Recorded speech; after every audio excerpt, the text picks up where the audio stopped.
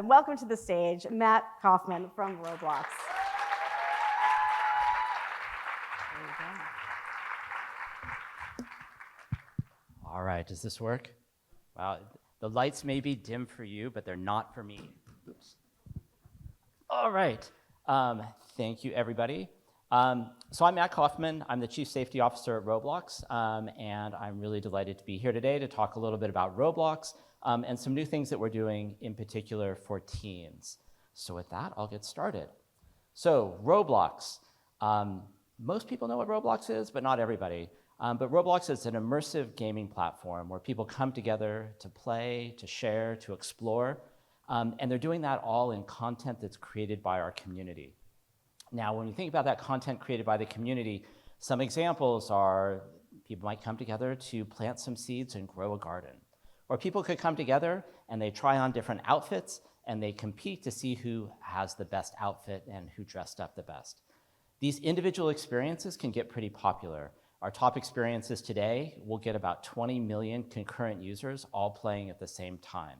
And Roblox has lots of these experiences. So if we look at some of the numbers, each day there's nearly 100 million people who come to Roblox to play. They're coming from 180 different countries. And it's not just a diversity of where they're coming from, but it's also a diversity of age. So 62% of our users report being over 13. And for people who remember Roblox from way back when, because Roblox has been around for 20 years, there's a lot of kids on the platform too. And they're all coming together, like I said, to enjoy these different experiences. And there's about 6 million of them. They're all built by our community. And what's really interesting about those experiences and the people building them is that most of those creators began playing on Roblox a long time ago.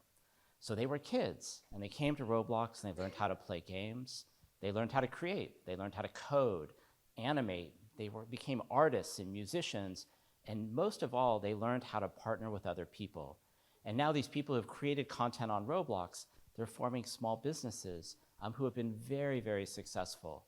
And so when we think about like safety on Roblox, we think about safety, but we also think a lot about civility, because it's that civility that's really allowed like this community of creators to come together. And the creators were the players, and the players become the creators. So what do we think about for safety on Roblox? The first thing we think about is that Roblox is a kind of a different platform because of where we started. So when Roblox was founded, the founders knew from the very beginning that there were a lot of kids and teens on the platform. So it meant that the Roblox DNA was built from the ground up to be an all ages platform.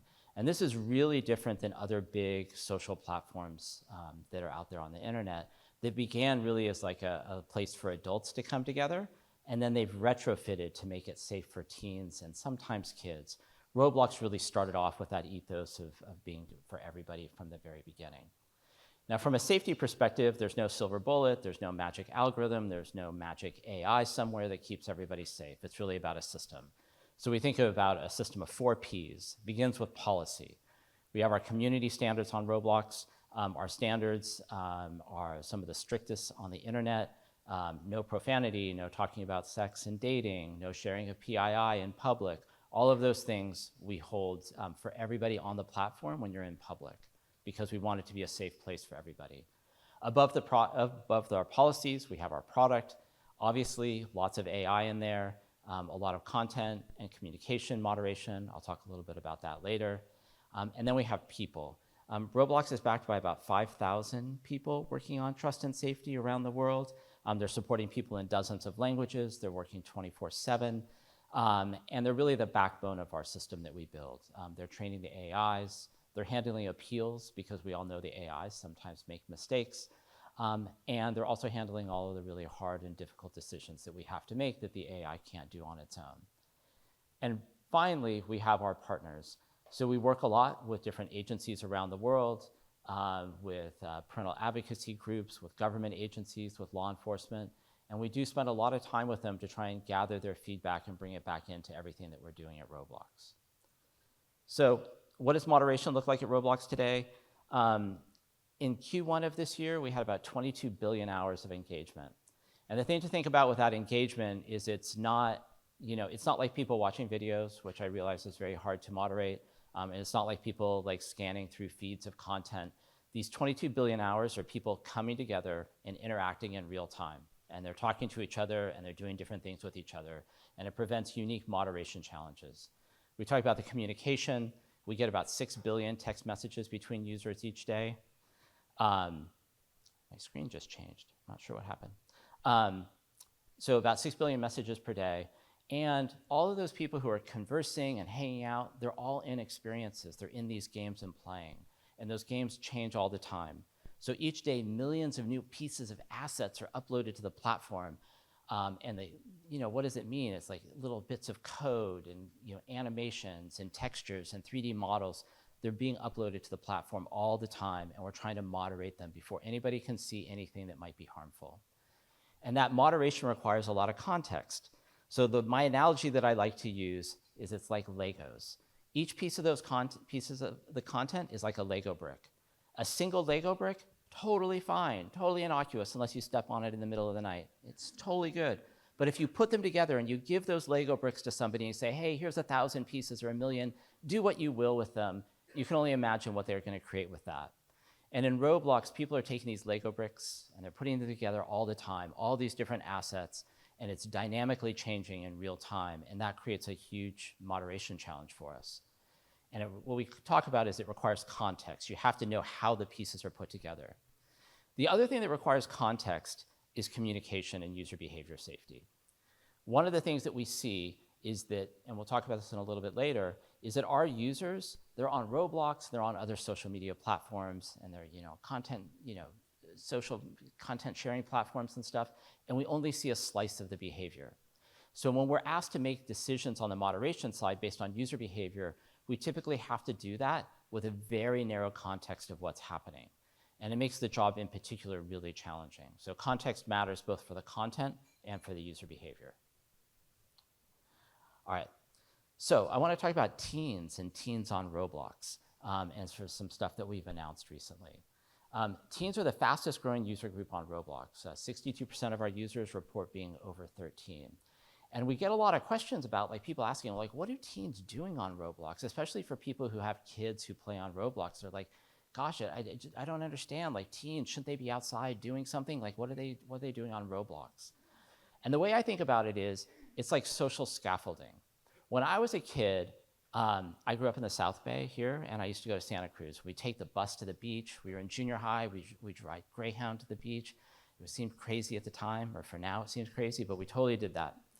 That was our social scaffolding. We went to the beach, we hung out, we talked to each other, we had fun. Today, a lot of teens are spending time, including my own teens, on Roblox, just spending time with their friends.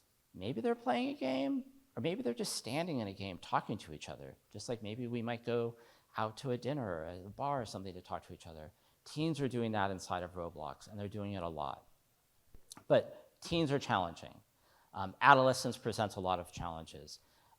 You know what? You expect a lot of freedoms. You're getting a lot more freedoms. People have access to transportation. They have access to lots of means of communication. They have money. And sometimes they take risky behaviors. And so on Roblox, what we've been trying to do is figure out what that right balance is between what teen freedom should it be and what safety means on Roblox. So if we think about where Roblox has been in the past, Roblox has been this platform that's been designed to be safe by default for all ages. And what that meant is when people were in these games and they were communicating with each other, we would censor all the conversations. So if you look at the text chat on Roblox, it looks like a government document with somebody with a black pen that just keeps marking things out. We would mark out profanity, sharing of PII, like I said, sex and dating, terrorism, real-world sensitive events, on and on and on. We'd block a ton of content before anybody sees it. But if you're a teen, you expect a lot more. And so what we've been trying to figure out is how do we provide more freedom for teens while also doing it in a safe way? And it's not just teens, it's really anybody over 13, to be fair. So what's new? We're launching a thing called Trusted Connections. It actually started launching last week. With Trusted Connections, we're empowering people to have more free-flowing, filter-free conversations for 13 and over. We launched enhanced safety controls for teens, which we'll talk about, and more well-being and privacy tools, which are for everybody, but they were really tuned for teens. So with that, one thing I want to touch on is the way Roblox has worked in the past is anybody you connect with in the platform, we call a friend. And it could be somebody you've known for 20 years, who you went to grammar school with or elementary school, and you know them and they're your best friend. And it could be the random person you met in a game a year ago who you've never seen before again and you never plan on seeing again. And we called everything a friend. And so the first thing we did is we're dividing that up. And we're saying, okay, as a platform, we're trying to differentiate between like levels of connection. So we have regular connections and trusted connections. So that's what trusted connections is about. So with trusted connections, we let people chat in private, which doesn't seem like a big revolutionary thing. Platforms have been doing this for a very long time. But for Roblox, we're thinking about how do we do that in a really safe way from the beginning, not retrofitting something else on top of it later on, but starting really in a safe way, and something that feels safe and authentic for kids, or for teens, not kids. So what's required for it? We do age assurance, which I'll talk about in a little bit. We still monitor everything for critical harms, and we try and provide more transparency for people who are connecting. And with that, it looks kind of like this.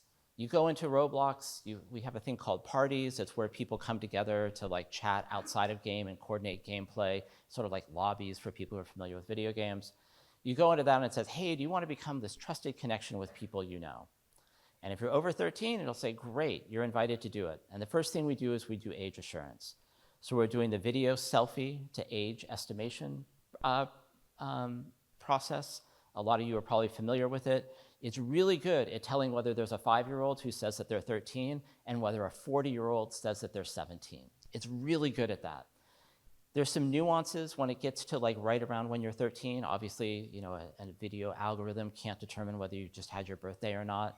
It's okay in there. We can let you use an ID or verified parental consent in order to demonstrate how old you are. So we do that. And then we present more information about the users you're connecting with. We tell you when they joined the platform, where they're logging in from, how many mutual connections you have. And what we're really trying to do is trigger in people's minds, and particularly these teens' minds, to think a little bit about what they're doing before they make these connections and have, you know, free, open communication with them. And so all of that happens. And then once you're there, then you can speak in text and voice and whatever. We're still monitoring in the background, but it's not filtered in real time. So the safeguards that we have, like I said, age assurance. The other safeguard that we have is if you're 13 to 17, we don't let you connect with somebody who's over 18 unless you know them in real life. And we can determine that by looking at whether you have them in your contact book, also whether you're sharing a QR code that you can only see in real time. And like I said, we're monitoring things in the back end for critical harms. So on top of that, we're also launching more insights for parents. So for those paying attention to Roblox, we did a whole revamp of our trust and safety parental controls last November. And in that launch, it was really about parents having more control over their kids' experience on Roblox. So what we've done is we've taken that exact same system, and now we've let it used by teens. And really, the goal here is to create a conversation between teens and their parents, because the number one thing that people can do to keep their teens safe on Roblox and really anywhere online is just for parents and caregivers to have conversations. And that's the most important thing to do, and we're trying to empower that. The next thing we're doing is more privacy controls, privacy around who can see when you're online, whether it's your friends or friends of friends or everybody. Do not disturb mode. We found that a lot of our users really appreciate being able to have customized do not disturb modes, particularly for Roblox. And then the other thing is screen time. We often talk about screen time as this like important thing for parents to watch screen time of kids. I was talking to my daughter yesterday, actually, and she uses screen time on her phone to watch her own behavior, so she can kind of track what's going on and see where she's spending her own time. So we're doing the same thing for Roblox. So I want to end with this notion of, safety is all of our responsibilities. And I think everybody here knows that. But just to underscore it, on Roblox, when we see critical behavior problems on Roblox, almost everyone, or really just all, we'd probably say just every one of them involves behavior that's happening on Roblox and on other platforms simultaneously. It is never just Roblox. It doesn't matter how good our policies are or how good our AI algorithms are. What really matters is how good all of our stuff is, because users, in particular teens, are moving from platform to platform, and it's super fluid. They're going back and forth between systems all the time, and every system only sees a really small fraction of what's happening and has to make decisions on behavioral safety based on just those quick moments in time, and it's a real challenge. So here's our Roblox's commitment to trying to do this better and to work with all of you. Number one is we're committed to doing more on the partnership side. So we already partner with FOSI, Tech Coalition, with NECMEC. We're partnering with these organizations to do what we can to help. The other place we're partnering is with law enforcement. Of course, we work with all the three-letter agencies in the US and internationally, but we're also trying to make an effort to work more with local law enforcement agencies, because they're the ones who are in the community who can help educate parents and educate kids and teens about what's happening online. So we're doing a lot more on the local law enforcement level. The next thing we're doing is we're committed to taking technology that we're building inside of Roblox and sharing it with others. Last year, we open sourced our voice safety model, which does real-time voice moderation across a bunch of different languages. And we're gonna be announcing more open source efforts this year. And actually tomorrow, Naren Konaru, who runs engineering for safety, will be in a couple sessions talking about our open source roadmap and what to expect from Roblox coming next. And we hope others will do the same thing too. And finally, we're setting a bar for ourselves for what we think is appropriate for teen safety, and we hope others will follow. And what that means is age assurance or age estimation for all users who have unfiltered communications in private. All users. Don't just use it sporadically. Force all users to go through that process to ensure teens and 13 and over are really who they are. That's number one. Number two, limit connections between teens and adults. If they know each other in real life, fine. But if they're meeting each other online, maybe that's not the right thing to do. And the third thing is, don't encrypt. Continue in the background to monitor for critical harms. This doesn't mean that we have to moderate everything, but it does mean that in the background, I think all of us know and have seen when these critical harms happen, and we know basically what to look for, and we should be looking for it for teens. And we hope that everybody can follow that as a standard and really participate in trying to keep everyone safe on Roblox, because it's all of our responsibilities. It's very hard for any one company to do this on their own. And with that, thanks everybody.